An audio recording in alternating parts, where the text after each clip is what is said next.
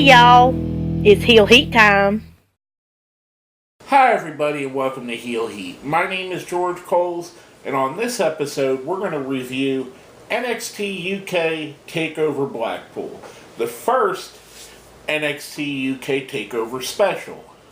With that being said, let's jump right into it. First match of the night to crown the NXT UK Tag Team Champions, Moustache Mountain of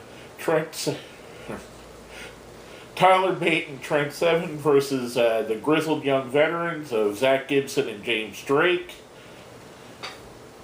This match was amazing.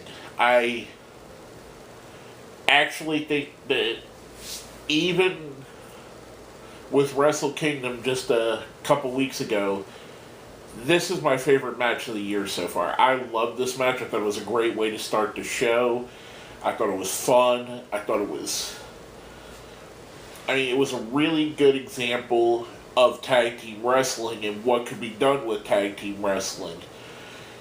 I thought it was awesome. I really think they came out the box hot, and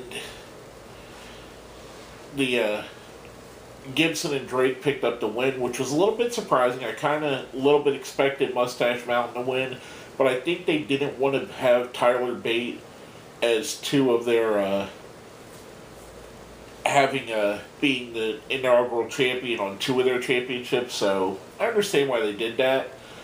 I thought it was it was a great match. Now, when I go into our ratings, we rate everything here on a 1 to 5 scale, 1 being the best and 1 being the worst, 5 being the best.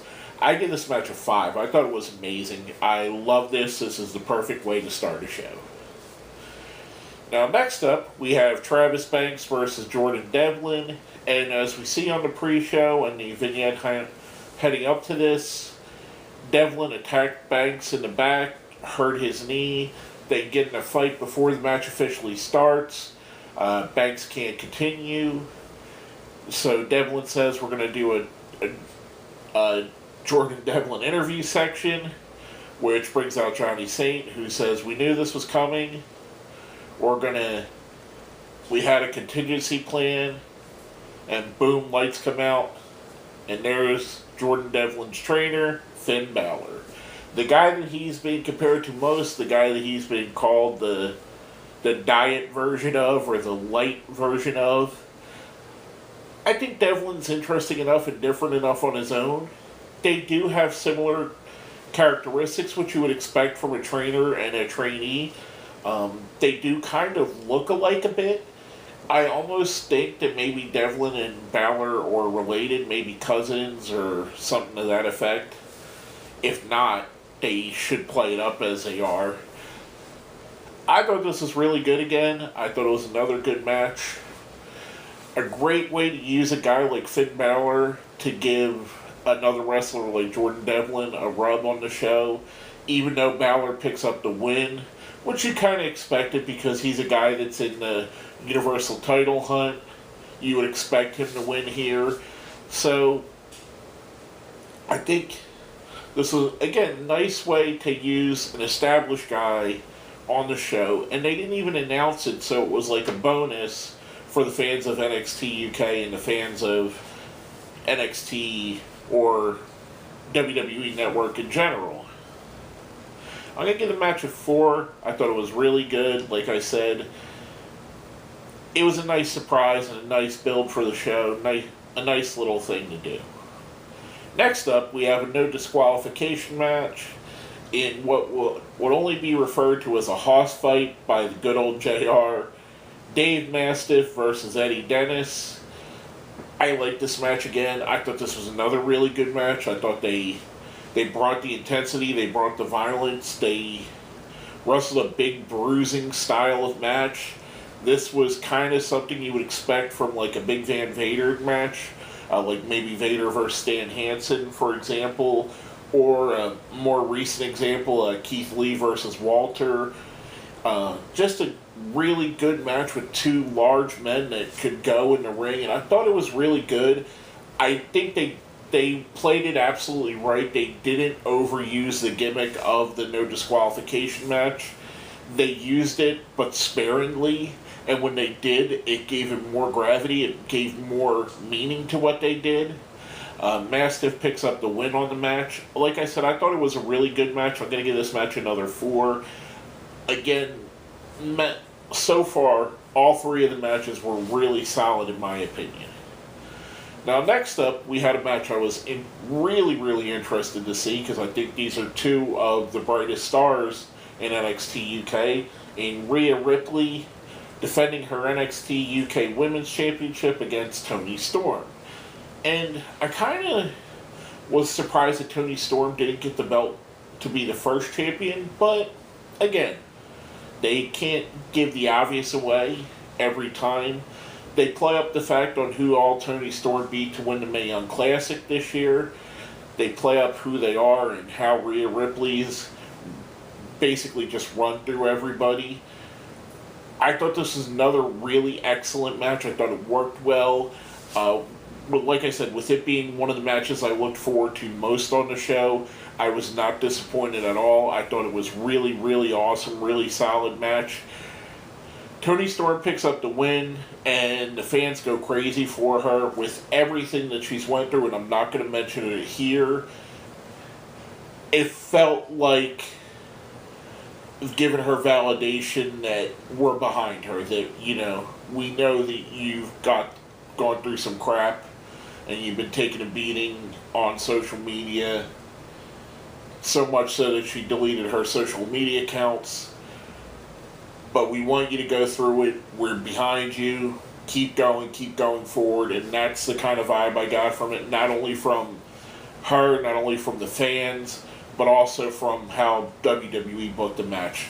I give this match here a 5. Again, I thought it was outstanding. I really think not only did it live up to expectations, but it exceeded them. And now we get to the main event of the night. Yes, folks, there's only 5 matches on the card. We have Pete Dunne defending the NXT UK Championship against Joe Coffey.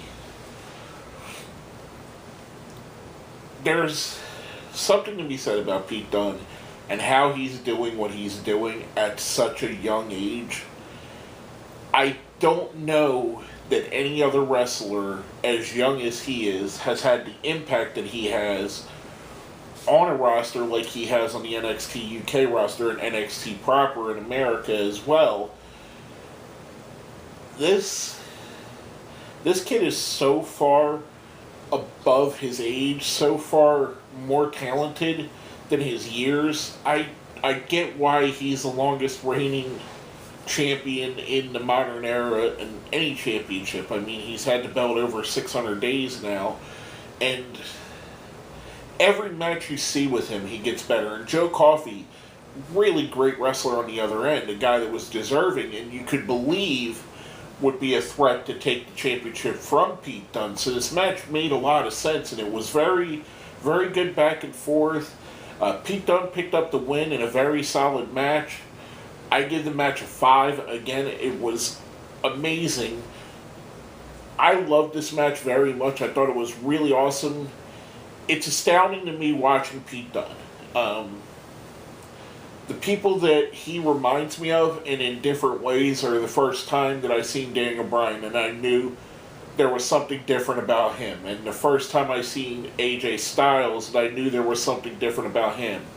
And it was the first time I actually seen Christopher Daniels, and I knew, again, that there was something different, that these guys had something, that they were going to be huge. It just took a matter of time. And Pete Dunne seems to have pushed his way to the forefront quicker than even all of those guys, which is astounding to me. And he's supremely talented. The sky's the limit. I mean, when it's all said and done, he, no pun intended, he could be considered one of the greats of all time. Again, I give this match a 5. I thought it was that outstanding. After the match, we see Pete Dunne in the ring. The announcers play up the fact that who does he have left to beat, and out comes Walter, which the crowd went crazy, and I was like, what? I went crazy as well, because that's the match you want to see. You want to see Walter coming in and being against Pete Dunne, against the Joe Coffeys, against the Dan Mastiffs, against the top level guys in the company, and the matches he's going to have with these guys. And I know he's wrestled several of them already, but to get more eyes on that, more eyes on him as a wrestler, because Walter is fantastic as well. And this whole NXT UK roster is so good. They're so talented, and I love the British style of wrestling where it has a more technical base to it. It's less high spots and more transitional moves, and it's an art to what they do. It's like they're playing a symphony out there, not sympathy. They're playing the fans for sympathy, but they're playing a symphony out there with their movements, and I think it's just a beautiful, beautiful example of UK strong style, which is what it is. It's UK wrestling mixed with Japanese strong style, blended in with American kind of presentation. So it's a kind of a best of all three worlds. And I think the NXT UK, if you're not watching it, it's probably one of the best wrestling shows on television.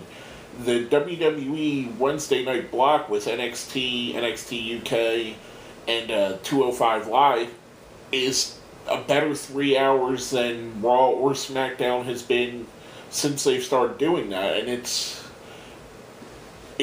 credit to the wrestlers on these shows and credit to what they're doing there. And I don't know a lot of people that watch the NXT UK show. It's kind of weird. It's kind of almost a hidden gem on the WWE network. With all that being said, let's go into our overall ratings. As you can tell by my excitement for all the matches on the show, we had 3 of the 5 matches were rated a 5, and the other 2 were rated a 4.